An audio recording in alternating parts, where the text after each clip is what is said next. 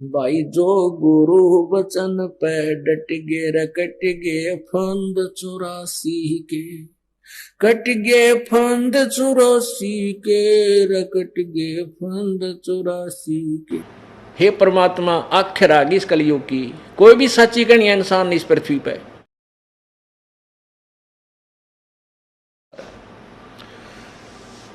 तो उन गुरुओं को जैसे ये दास सन दो, वैसे तो अंडरग्राउंड तो सन 1994 से चल रहा था इनके जड़ निकालन में।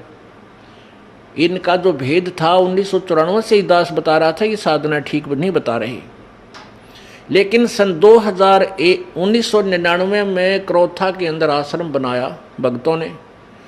इस दास ने वहाँ परमात्मा का प्रचार शुरू किया। 2003 में, सन 2003 में ये ज्ञान एक इंटरनेशनल चैनल, आस्था चैनल है, उस पर फरवरी में प्रारंभ हुआ। ये 6-7 महीने चला। उसके दौरान इनके शिष्यों ने जब वो साधना चैनल पर देखा, इनकी पोल खुल गई सारे संतों और पंथों की, इन्होंने हाहुल्ला मचा के और वो हमारा प्रोग्राम बंद करवा दिया।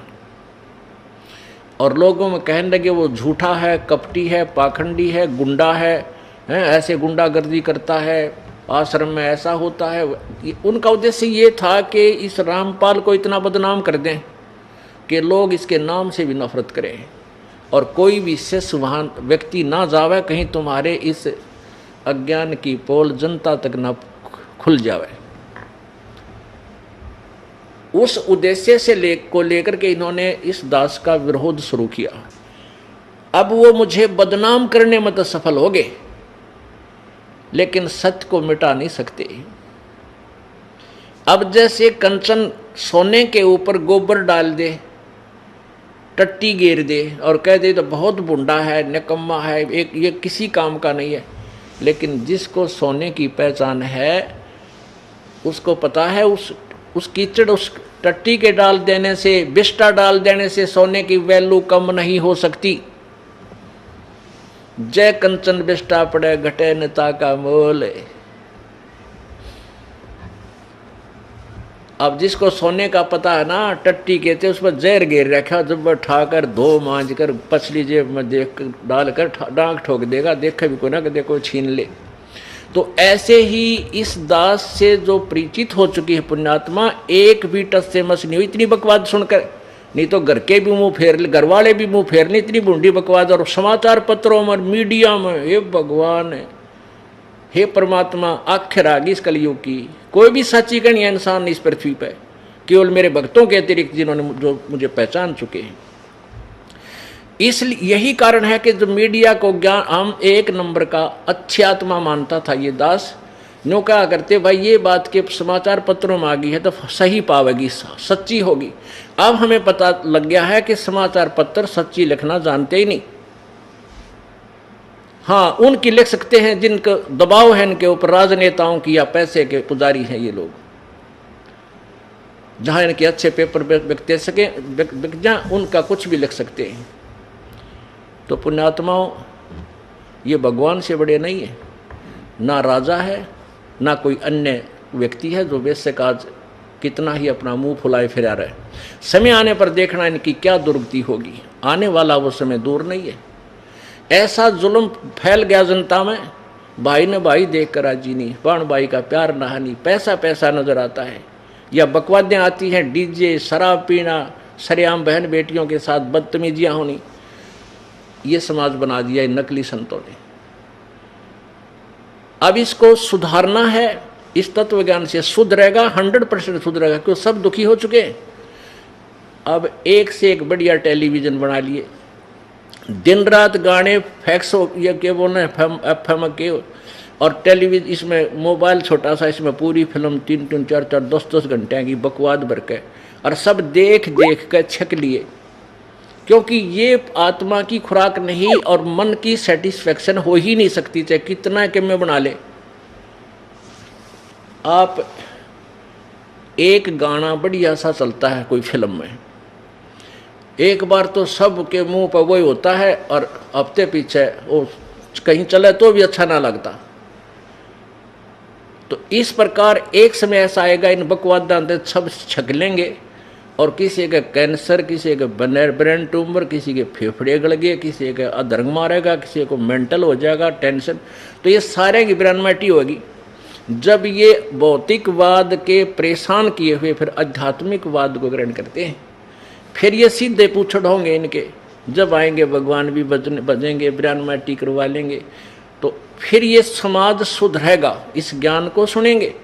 इस आध्यात्मिक, इस तत्व ज्ञान के बिना और कोई भी ज्ञान ऐसा नहीं है जो पृथ्वी पर शांति पैदा कर सके या माया से मन हटा सके। और साथ में परमेश्वर पावर हमारे साथ होगी, तब ये मन टिकेगा। तो प्रसंग चल रहा था कि ये इन संतों पंथों के पास ना तो कोई वर्ड पावर है, ना इनका आध्यात्मिक ज्ञान श्रेष्ठ है, जिस कारण से समाज जो पुण्य आत्मा पहले अच्छी आत्मा थी वो भी गिरावट में आने लगी। क्योंकि उनको जो भगवान से मिलने वाला लाभ वो लेने गया था प्रभु से, वो मिला नहीं। फिर कोई तो मिलावट करने लग गया, कोई दूध में पानी गिर गया सेठ बनने लग गया, कोई और तरीके से, कोई रिश्वत लेकर, कोई कुछ करके, कोई कुछ करके, कोई 2 नंबर के धंधे करके सेठ बनना चाहता, कभी नहीं बन सकता। अब जो चोरी, ठगी या मिलावट, रिश्वत आदि डाके मार के जो धनी बनना चाहता है वो परमात्मा के विधान से अपरिचित है। मासा घटे न तिल बधे, विध ना लिखे जो लेख। परमात्मा के द्वारा लिखा गया प्रारब्ध, उसमें कोई भी परिवर्तन नहीं कर सकता। ना श्री ब्रह्मा जी, ना श्री विष्णु जी, ना श्री शिव जी, ना परब्रह्म, ना परब्रह्म, केवल पूर्ण ब्रह्म कर सकता है। वो परम अक्षर ब्रह्म कर सकता है, जो कंप्लीट गॉड है, जो पूर्ण परमात्मा है। तो जब जो प्रारब्ध आपका लिख दिया उसमें कोई परिवर्तन नहीं हो सकता। कब तक? जब तक आप परम अक्षर ब्रह्म की भक्ति और परम संत से लेकर नहीं करोगे, गुरु बनाकर नहीं करोगे। और हम दुखी हो जाते हैं तो सुख प्राप्ति के लिए, कष्ट निवारण के लिए संत, परमात्मा की तलाश में संत के पास जाते हैं। और वो संत जो विधि बताता हम करते भी हैं, फिर भी राहत नहीं मिलती। तो संत क्या कह देता है कि बेटा ये तो तेरा प्रारब्ध है, ये तो तुझे भोगना ही पड़ेगा। जब उसके सारे जंतर मंत्र फेल हो जाते हैं, फिर वो इन शब्दों पर आ जाता है और कहता है देख भाई, भगवान श्री राम ने बाली को मारा था, सुग्रीव के भाई को। त्रेता युग में विष्णु अवतार थे श्री रामचंद्र जी, और द्वापर युग में उसने फिर श्री कृष्ण रूप में आकर के श्री विष्णु जी ने वो बदला देना पड़ा, अपने प्रारब्ध का क्रम भोगना पड़ा।